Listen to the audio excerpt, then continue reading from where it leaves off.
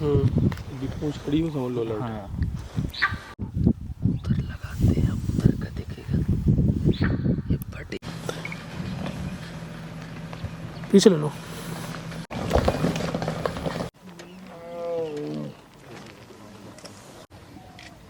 Hello,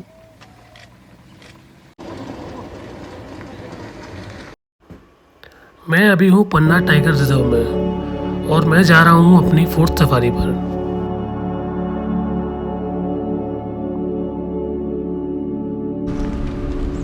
time हो रहा है 6:30 बजे और हम अपने टिकट को वेरीफाई कराने के बाद जंगल के अंदर एंटर कर गए। यहाँ पर ये आपकी गाड़ी के किलोमीटर्स नोट कर रहे हैं कि आप जंगल के अंदर कितना घूमते हैं।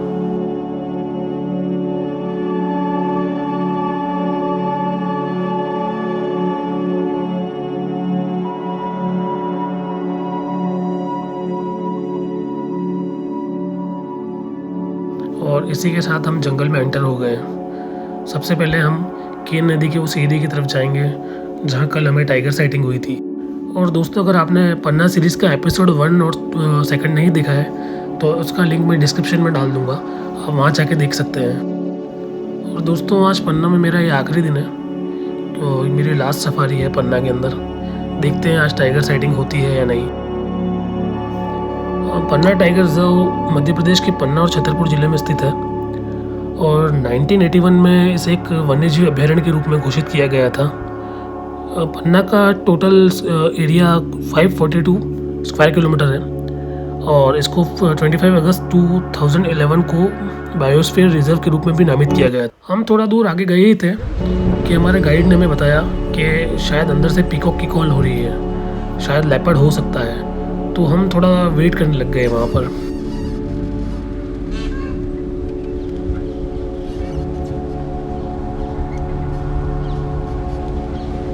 फिर उस जगह से आगे चलने के बाद हमने पेड़ पे एक चेंजेबल हॉक ईगल को बैठा देखा, तो हम थोड़ी देर वहाँ रुक गए। कल यहाँ पर बारिश हुई थी, इस वजह से मौसम अभी पूरी तरह से साफ़ नहीं हुआ है। फिर इस ईगल को इस पेड़ पर छोड़कर हमने आगे जाने का डिसाइड करा और फिर हम आगे की तरफ निकल गए। फ्रेंड्स, आप ये जो सफारी ट्रैक के राइट और लेफ्ट में देख रहे हैं, इसे फायर लाइन कहा जाता है। इसे जंगल में आग लगने पर होने वाले नुकसान को रोकने के लिए बनाया जाता है। फायर लाइन को बनाने के लिए जंगल के छोटे छोटे भागों को बांटकर फायर लाइन तैयार की जाती है, जिससे कि जंगल की आग पर काबू पाने में आसानी होती है। गर्मी के टाइम में जंगल सूख जाता है, जिससे कि आग लगने का खतरा बहुत ज़्यादा होता है। उस टाइम ये फायर लाइन इस आग को आगे बढ़ने नहीं देती है। और थोड़ा दूर आगे जाने के बाद हमें एक सांबर डियर दिखाई दिया, जो दूर से देखने पर लग रहा था कि शायद ये अलर्ट पोजीशन में है।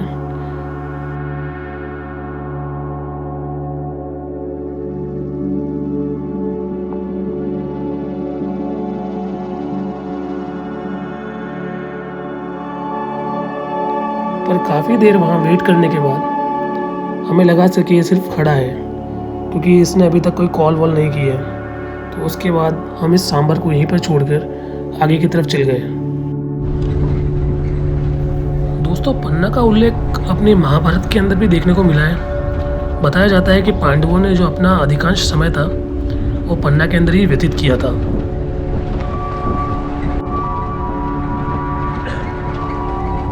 और थोड़ी दूर आगे जाने के बाद हमें एक वूली नेक स्टॉक नीचे ज़मीन पर बैठा दिखाई दिया।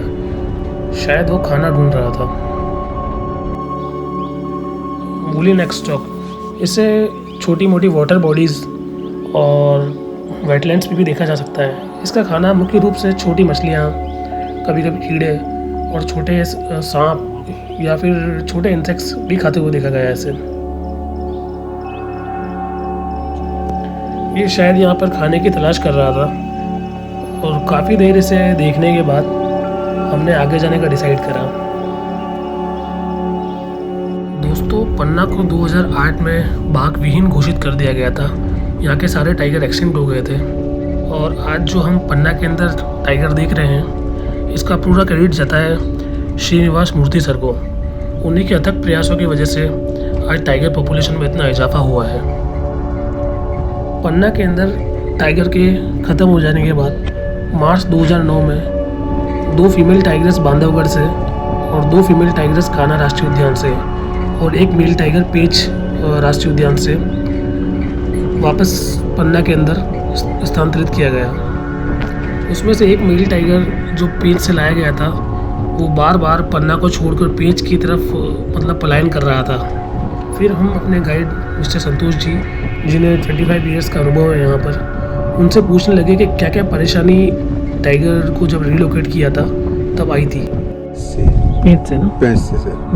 जब मेल टाइगर सर यहाँ आया तो उसको वहाँ छोड़ा उन्होंने इनक्लोजर में, लेकिन 10 दिन बाद जब उसको वहाँ से बाहर निकाला तो टाइगर सर यहाँ से भाग गया सर।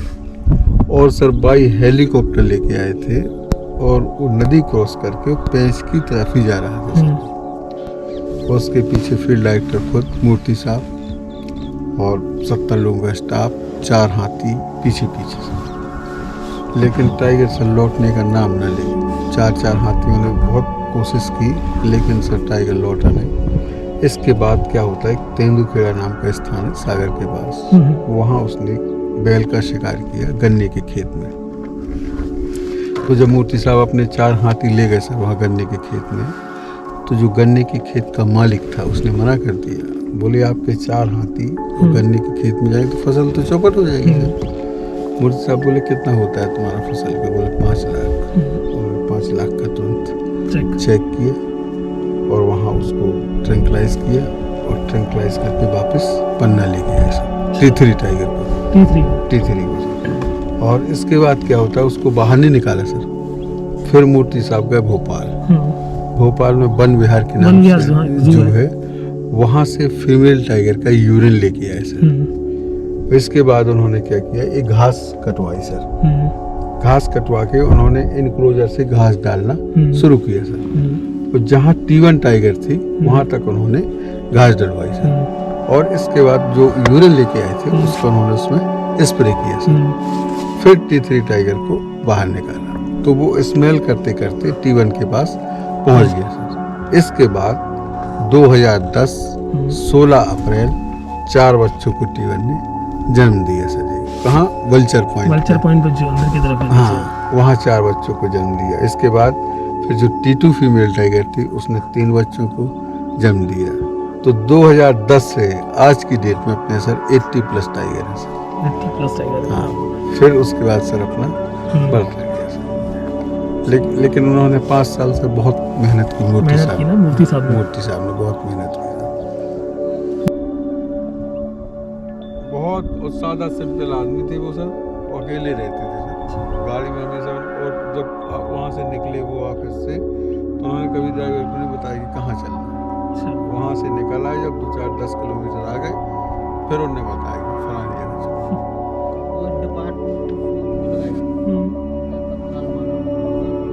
घर जाओ सीधा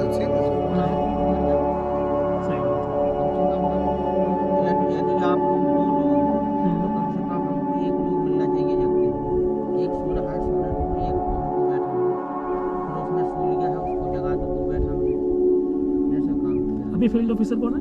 अभी झा साहब सर रविंद्र कुमार झा। बहुत वो सर रात 12 बजे आ जाते थे यहाँ से पार्क में और बस कैंप चेक करते थे जिनकी ड्यूटी कैंप में। सो रहे हैं तो फिर घर जाओ। अच्छा। उनके पास कोई वो नहीं थी। अगर इस एरिया में कुछ हो गया लफड़ा तो इस एरिया का जो फॉरेस्ट गार्ड है, चौकीदार है, सब जेल, सीधा जेल, कोई रहता। आज तक यहाँ पे कॉन्फ्लिक्ट नहीं हुआ ना? मेन एनिमल मतलब टाइगर ने अटैक करा किसी गांव में, ऐसा कुछ नहीं हुआ आज तक। स्लोथ बियर ने मारा है। स्लोथ बियर का केस है यहाँ, भालू उसका वाइल्ड बोर का केस है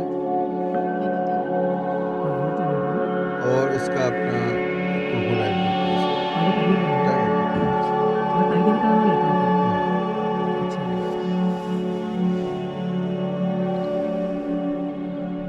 अभी पिछले इसमें सर 2 लोगों को मतलब स्लोथ बियर ने मारा था। गांव के लोग थे सर, तो मंदिर गए थे तो मंदिर में गए तो वहाँ था भालू, उसने पहले पति के ऊपर अटैक किया तो पत्नी पास गई, तो फिर पत्नी के ऊपर, फिर दोनों को मारा। हिनोता गया ना? हिनोता नहीं सर, यहाँ अपना पन्ना किसी तरफ है, मनोहर कहलाता है वहाँ पर। उनको मुआवजा दे दिया होगा फिर।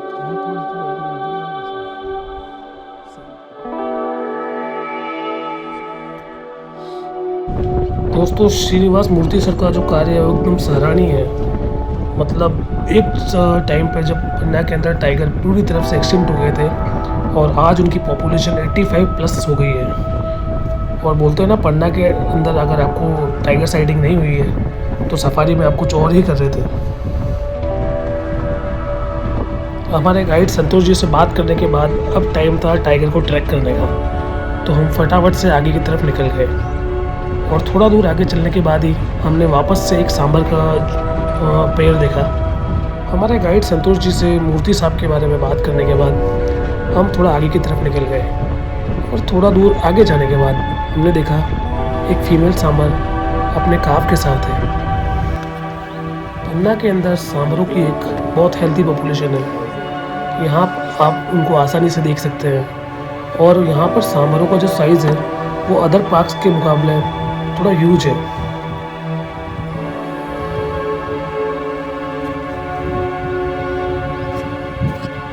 और थोड़ी देर तक इन माँ और बच्चे को देखने के बाद हमने वापस आगे जाने का डिसाइड करा।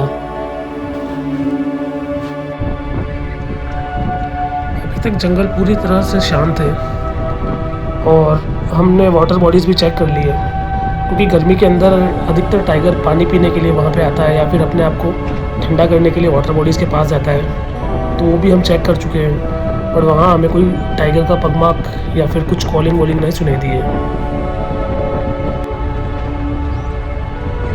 और आज पहली बार इस सफारी में मेरे साथ हो रहा है कि अभी तक हमें कोई दूसरी सफारी व्हीकल भी देखने को नहीं मिली है। आज ऐसा लग रहा है कि सिर्फ जंगल के अंदर हमारी ही व्हीकल है और हम अकेले ही सफारी कर रहे हैं।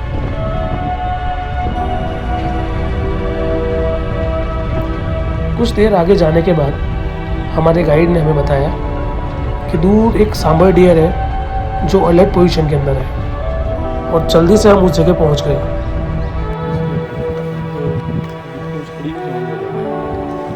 चिल्लाया, खोल गया।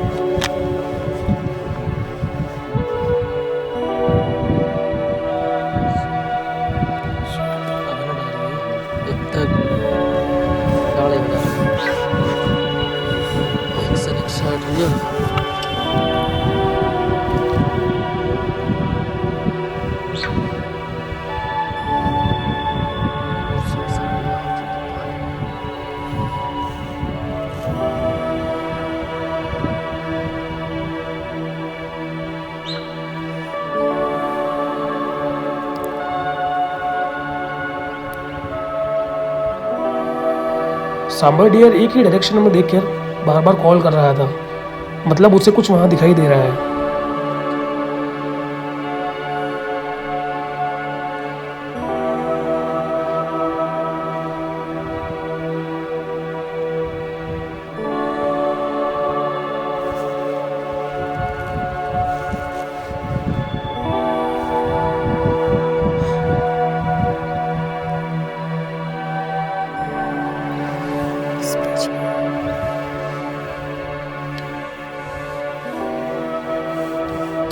फिर हमने उसी डायरेक्शन में आगे जाने का डिसाइड करा। और जैसे ही हम थोड़ा आगे की तरफ निकले, हमने देखा कि एक फीमेल टाइग्रेस है जो सड़क पर हमारी तरफ चली आ रही है।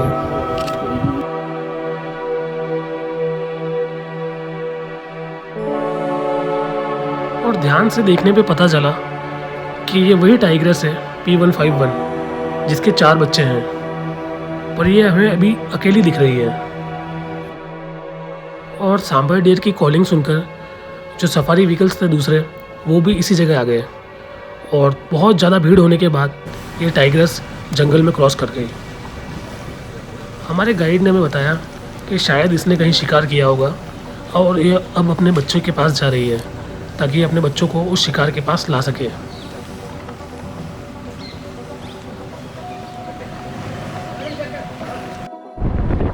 फिर जल्दी से हमने उसके अपोजिट डायरेक्शन में जाने का डिसाइड करा, क्योंकि वो जंगल में एंटर हो चुकी थी। तो हम उसके दूसरे छोर पर पहुंचना चाह रहे थे, पर वो एरिया हमारे यहाँ से कुछ 5 से 10 किलोमीटर दूर था। तो हम फटाफट से उस जगह पहुँचे।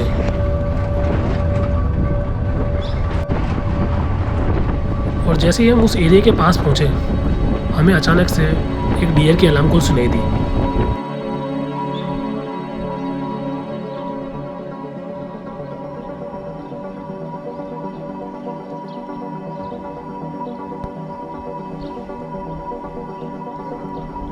थोड़ी देर वेट करने के बाद हमारे गाइड ने हमें बताया कि ये टाइग्रेस शायद इस एरिया की तरफ भी आ सकती है, या जो पीछे घाटी वाला एरिया है इस तरफ भी जा सकती है। तो हमें इस एरिया के छोड़ कर जो पीछे वाला जो एरिया है वहाँ वेट करना चाहिए। पर मैंने बोला नहीं, यहीं पे वेट करते हैं। और फिर हमने यहीं पे वेट करने का डिसाइड करा। और थोड़ी देर वेट करने के बाद जो डियर की अलार्म कॉल थी वो भी बंद हो गई। मतलब टाइग्रेस अंदर की तरफ चली गई। और धीरे धीरे करके सारे सफारी व्हीकल भी वहाँ से हट गए और जो दूसरा एरिया था वहाँ पे चले गए। बट हमने वहीं रुकने का डिसाइड करा। फिर हमारे साथ वहाँ पर एक सफारी व्हीकल ने और रुकने का डिसाइड करा। और थोड़ी देर वहाँ रुकने के बाद हमें वही टाइग्रेस वापस अपनी तरफ आती दिखाई दी। ये वही टाइग्रेस है जिसे अभी हमने देखा था। सफारी व्हीकल्स की भीड़ को देखकर ये जंगल के बीच वाले एरिया में कहीं बैठ गई थी। और जैसे ही सफारी व्हीकल यहाँ से गए तो फिर इसने वापस बाहर निकलने का डिसाइड करा। ये शायद अपने बच्चों के पास जा रही है और इसे इस एरिया को पार करके अपने बच्चों के पास जाना था।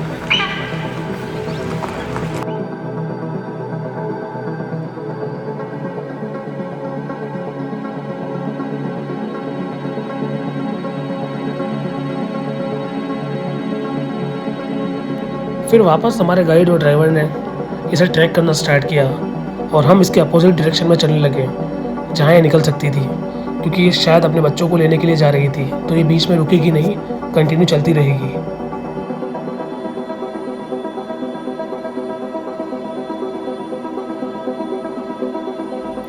और थोड़ी दूर आगे जाने के बाद हमें वही टाइग्रेस दूर से वापस सफारी ट्रैक पे दिखी। मतलब ये कंटिन्यू चल रही थी, तो शायद इसे अपने बच्चों के पास जाना था। फिर वापस से सफारी व्हीकल्स की भीड़ सी लग गई और इस भीड़ को देखकर वो टाइग्रेस वापस जंगल की तरफ चली गई। फिर वापस से थोड़ी देर आगे जाने के बाद वही टाइग्रेस दूर दूसरी तरफ घास से हमारी तरफ आती दिखाई दी। और इस बार ये अकेली नहीं थी, इसका एक मेल बच्चा इसके साथ था।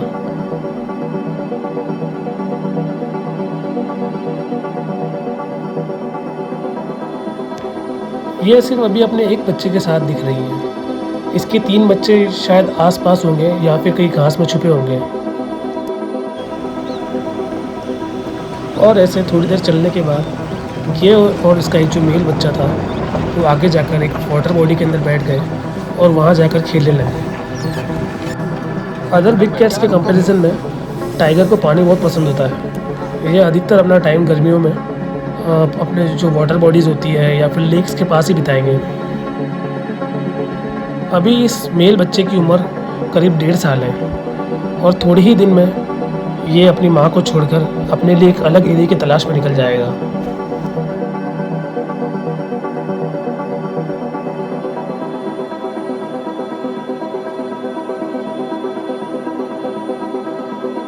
ये बच्चा कभी पानी के अंदर खेल रहा था तो कभी अपनी माँ को तंग कर रहा था। पर अभी तक जो इसके दूसरे बच्चे थे, 3 बच्चे थे, वो यहाँ नहीं आए थे। ये अकेला बच्चा ही अपनी माँ के साथ था।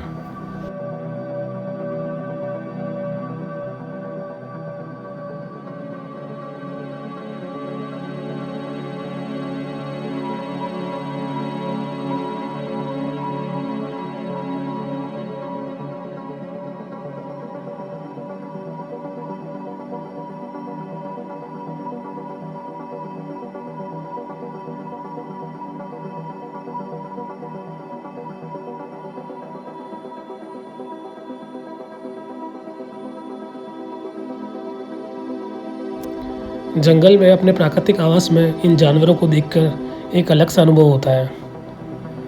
ये दोनों माँ बेटे थोड़ी देर तक यहाँ पर पानी के अंदर खेलते रहे।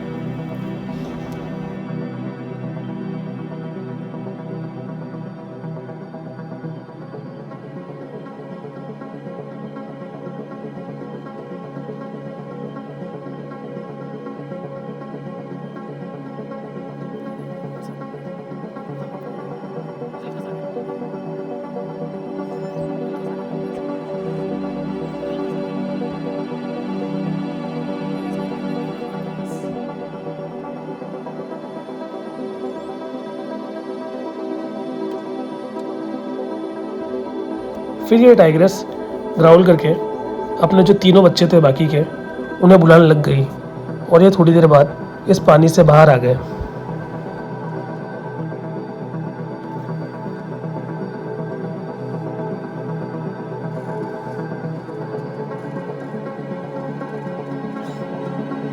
फिर बाहर आने के बाद ये कंटिन्यू आवाज़ निकालकर अपने बच्चों को बुलाने लगी।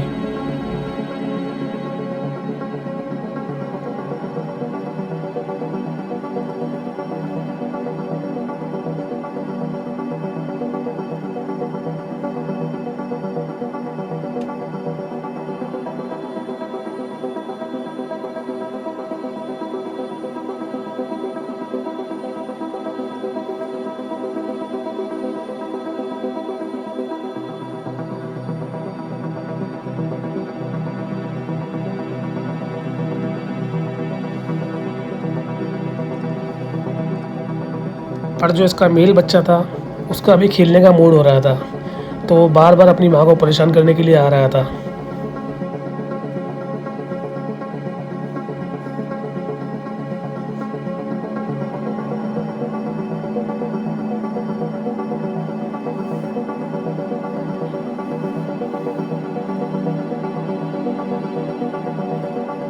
फिर इसकी आवाज़ सुनकर इसका जो दूसरा बच्चा था वो भी इनकी तरफ आने लग गया।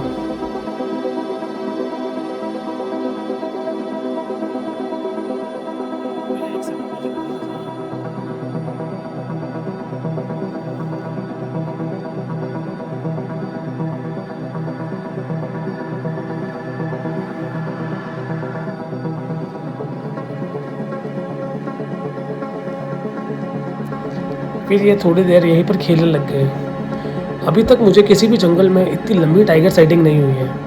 ये कंटिन्यू चल रहे हैं, मतलब इसकी माँ ने कहीं शिकार किया होगा और इसकी माँ उन्हें उस शिकार के पास ले जा रही है। अभी भी ये अपने जो बाकी दो बच्चे हैं उन्हें बुला रही है, बट वो दो बच्चे अभी तक आए नहीं हैं। तो शायद तो वो इन गाड़ियों की वजह से छुप गए होंगे। तो ये अपने दो बच्चों को लेके इन जिप्सियों से आगे की तरफ निकल गई।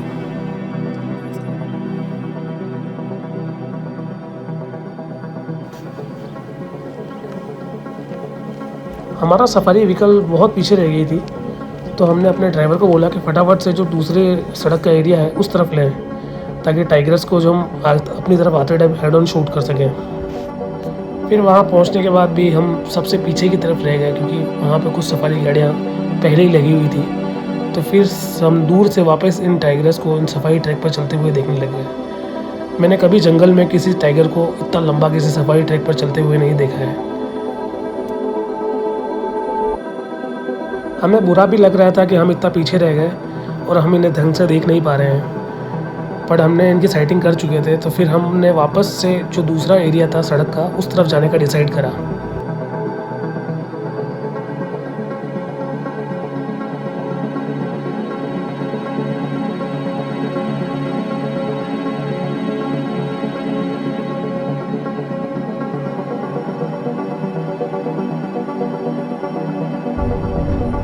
फिर हम जल्दी से सड़क के जो दूसरा वाला एरिया था वहाँ पे जाने का डिसाइड करा और वहाँ के लिए निकल गए। और वहाँ जाने के बाद हमें तीनों वापस दिख गए जी। इस बार ये हमारी तरफ आ रहे थे।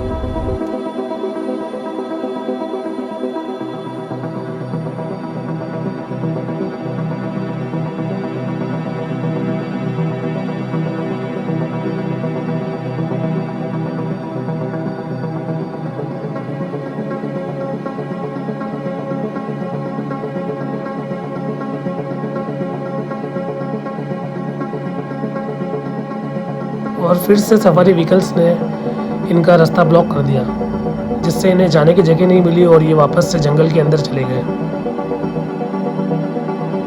और इसी के साथ ये टाइगर्स जंगल में चले गए और दूसरी एरिया की तरफ निकल गए। और उसके बाद दूर से हम इन्हें देखते रहे और ये धीरे धीरे करके जंगल के अंदर क्रॉस कर गए। पन्ना के अंदर इस बार की जो मेरी टाइगर सफारी है बहुत ही यादगार रहेगी। और दोस्तों, अगर आपको ये वीडियो अच्छी लगी हो तो मुझे सपोर्ट करने के लिए मेरे चैनल को सब्सक्राइब कीजिए और इस वीडियो को लाइक कीजिए। काफ़ी लोगों की शिकायत होती है कि जो मेरी वीडियो होती है वो बहुत शेक करती है। और मतलब स्टेबल नहीं होती है। दोस्तों ये वीडियो मैं मूविंग जिप्सी के अंदर बनाता हूँ और लेंस बहुत हैवी होता है, तो कभी कभी ये जो वीडियोज़ होती है वो शेक कर जाती हैं। और इसके बाद मैं जा रहा हूँ सतपुड़ा टाइगर रिजर्व में, तो मिलते हैं सतपुड़ा के जंगलों में। और मैं वापस बोल रहा हूँ, मेरे चैनल को सब्सक्राइब कीजिए और इस वीडियो को लाइक कीजिए। आपके सपोर्ट से मैं ऐसे ही आगे बढ़ता रहूँगा और आपके लिए अलग अलग जंगलों की जो वीडियोज़ हैं वो लाता रहूँगा। तब तक के लिए बाय।